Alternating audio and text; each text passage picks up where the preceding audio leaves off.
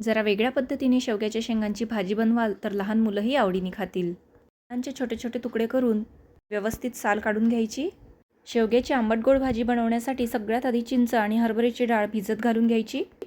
शेंगा मस्त स्वच्छ पाण्याने धुवून त्यामध्ये थोडं पाणी घालून घ्यायचं, मीठ घालून घ्यायचं आणि मस्त उकळी काढून घ्यायची.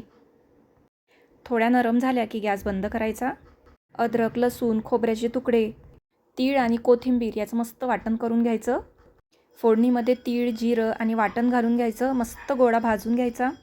हिंग, कढीपत्ता, हरभऱ्याची डाळ, हळद, धना पावडर, थोडं तिखट आणि मसाला घालून सगळं मिश्रण छान भाजून घ्यायचं. थोडं पाणी घालून मीठ घालून घ्यायचं. वरून पुन्हा थोडं गरम पाणी घालायचं. थोडासा गूळ घालायचा. भिजवलेली चिंच घालून घ्यायची आणि वाफवलेल्या मस्त शेंगा घालून घ्यायच्या.